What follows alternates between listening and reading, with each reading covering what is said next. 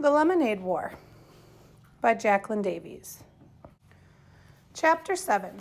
Location, location, location. Location. Real estate term that refers to the position of a piece of real estate as it relates to the value of that real estate. Evan was in trouble. So far, he'd earned $47.11, which was more money than he'd ever had in his whole life. But today was Friday. There were only 3 days left. 3 days to beat Jesse. He needed to earn almost $53 to win the bet, and that meant each day he had to earn... Evan tried to do the math in his head. 53 divided by 3. 53 divided by 3? His brain spun like a top. He didn't know where to begin. He went to his desk, pulled out a piece of paper, his basketball schedule from last winter, and flipped it over to the back. He found the stub of a pencil in the bottom desk drawer, and on the paper he wrote 53 divided by 3. He stared and stared at the equation on the page. The number 53 was just too big. He didn't know how to do it. Jessie would know how, he muttered, scribbling hard on the page. Jessie could do long division. Jessie had her multiplication facts memorized all the way up to 14 times 14. Jessie would look at the problem like this and just do it in her head, snap. Evan felt his mouth getting tight, his finger gripping the pencil too hard, as he scribbled a dark storm cloud on the page. His math papers from school were always covered in X's. Nobody else got as many X's as he did. Nobody. Draw a picture. Mrs. DeFazio's voice floated in his head. She had always reminded him to draw a picture when he couldn't figure out how to start a math problem. A picture of what? He asked in his head. Anything, came the answer. Anything? Yes, anything as long as there are 53 of them. Dollar signs. Evan decided to draw dollar signs. He started to draw 3 rows of dollar signs. 1, 2, 3. He counted as he drew. 4, 5, 6. He drew.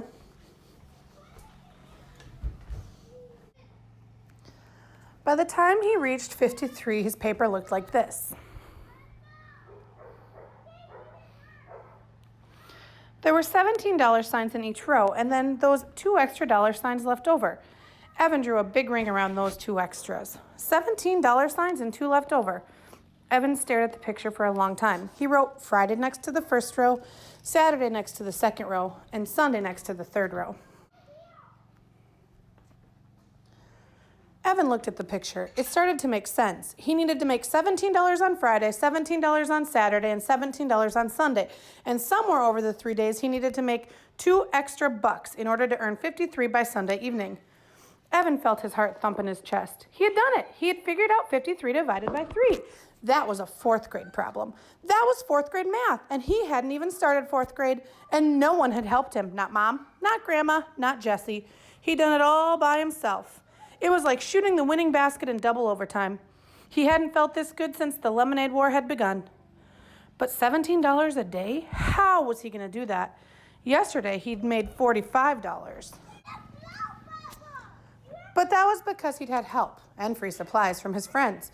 They weren't going to want to run a lemonade stand every day, especially in the last days of summer vacation.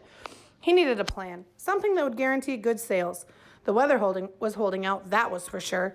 It was going to hit 95 degrees today, a real scorcher. People would be thirsty, all right. Evan closed his eyes and imagined a crowd of thirsty people, all waving dollar bills at him. Now, where was he going to find thirsty people and money to spend? An idea popped into Evan's head. Yep, it was perfect. He just needed to find something with wheels to get him there. It took Evan half an hour to drag his loaded wagon to the town center, a distance he usually traveled in less than 5 minutes by bike. But once he was there, he knew it was worth it. It was lunchtime, and the shaded benches on the town were filled with people sprawling in the heat.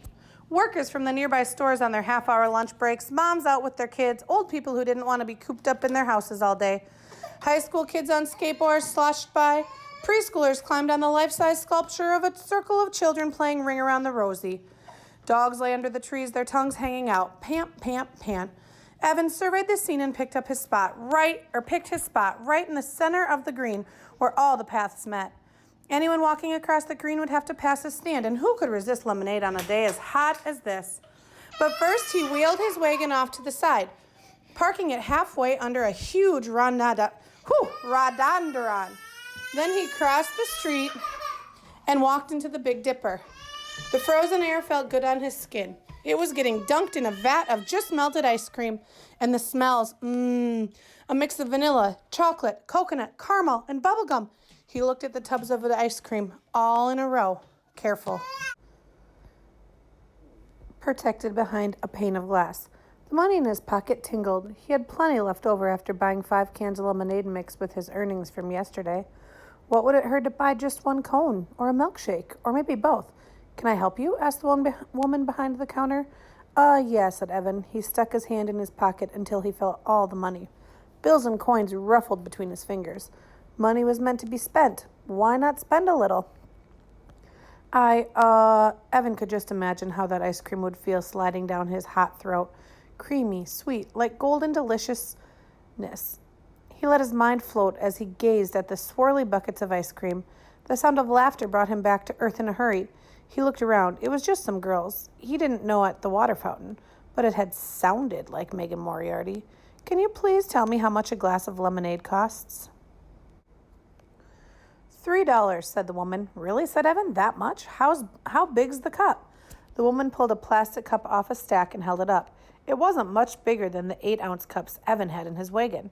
Wow, $3, that's a lot, said Evan. Well, thanks anyway. He started to walk to the door. Hey, said the woman, pointing to the ice cream case. I'm allowed to give you a taste for free. Really, said Evan. Then, could I taste the strawberry slam? The woman handed him a tiny plastic spoon with 3 licks worth of pink ice cream on it. Evan swallowed it all in one gulp. Back outside, he got to work. First, he filled his pitchers with water from the drinking fountain. Then he stirred in the mix. Then he pulled out a big blue marker and wrote on a piece of paper, $2 per cup, best price in town. He'd barely finished setting up when the customers started lining up, and they didn't stop. For a full hour, he poured lemonade. The world is a thirsty place, he thought, as he nearly emptied his 4th pitcher of the day, and I'm the lemonade king. Later, Evan would think of something his grandma had said, pride goeth before a fall. When Evan looked up, there was Officer Ken, his hands on his hips, looking down on him. Evan gulped. He stared at the large holstered gun strapped to Officer Ken's belt. Hello, said Officer Ken, not smiling. Hi, said Evan. Officer Ken did the bike rodeo every year at Evan's school. He was also the cop who had shown up last fall when there was a hurt goose on the recess field. Officer Ken was always smiling. Why isn't he smiling now? Evan wondered. Do you have a permit? Asked Officer Ken. He had a very deep voice, even when he talked quietly like he did now. You mean like a bike permit? That's what the rodeo was all about. If they passed the rodeo, the 3rd graders got their bike permits, which meant they were allowed to ride to school. No, I mean a permit to sell food and beverages in a public space. You need to get a permit from the town hall and pay a fee for the privilege. Pay the town hall to run a lemonade stand? Was he kidding? Evan looked at Officer Ken's face. He didn't look like he was kidding. I didn't know I needed one, said Evan. Sorry, friend, said Officer Ken. I'm going to have to shut you down. It's the law. But there are lemonade stands all over town, said Evan. He thought of Jesse and Megan's lemonade stand. When he'd wheeled by with his wagon this morning an hour ago, their stand had looked like a beehive, with small kids crowding around. He had read the sign over their stand. Free face painting, nail polish, hair braiding. What a gimmick. But it sure looked like it was working. You know, said Evan, there's a stand on Damon Road right now. You should go bust them. Officer Kevin smiled. We tend to look the other way when it's in a residential neighborhood. But right here on the town green, we have to enforce the law. Otherwise, we'd have someone selling something every 2 feet. But there had to be some way to convince Officer Kevin. How could Evan make him understand? You see, I've got this little sister, and we got a competition going to see who can sell the most lemonade. And I've got to win because she's... He couldn't explain the rest. About 4th grade, and how embarrassed he was to be in the same class as his kid sister, and how it made him feel like a great big loser. Evan looked up at Officer Ken. Officer Ken looked down at Evan. It was like Officer Ken was wearing a mask, a no smiling, I'm not your buddy mask. Then Officer Ken shook his head and smiled, and the mask fell off. I've got a little sister too, he said. Love her to death now. But when we were kids... Officer Kevin sucked in his breath and shook his head. Whew! Then the mask came back, and Officer Kevin looked right at Evan for 10 very stern seconds. Tell you what, said Officer Ken, I do have to shut you down. The law's the law.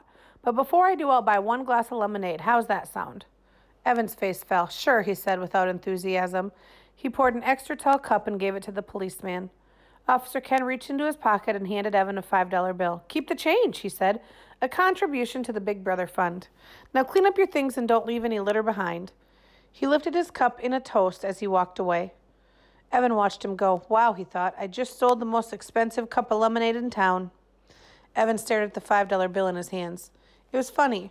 2 days ago, he would have felt as rich as a king to have that money in his hands. It was enough to buy 2 slices of pizza and a soda with his friends. It was enough to rent a video and have a late night at someone's house. It was enough to buy a whole bag full of his favorite candy mix at CVS. 2 days ago, he would have been jumping up for joy. Now he was looking at the $5 and thought, it's nothing. Compared to the $100 he needed to win the war, $5 was nothing. He felt somehow that he'd been robbed of something, maybe the happiness he should have been feeling. He loaded everything from his stand into the wagon, making sure he didn't leave a scrap of litter behind. He still had a glass full of lemonade left in one pitcher, not to mention another whole pitcher already mixed up and unsold. So he poured himself a full cup. Then, before beginning the long, hot haul back to his house, he found an empty spot on the shaded bench and pulled his earnings out of his pocket. He counted once. He counted twice. Very slowly. He had made $65. The cups and lemonade mix had cost $9. When he added in his earnings from Wednesday and Thursday, he had $103.11. Now that's enough, he thought.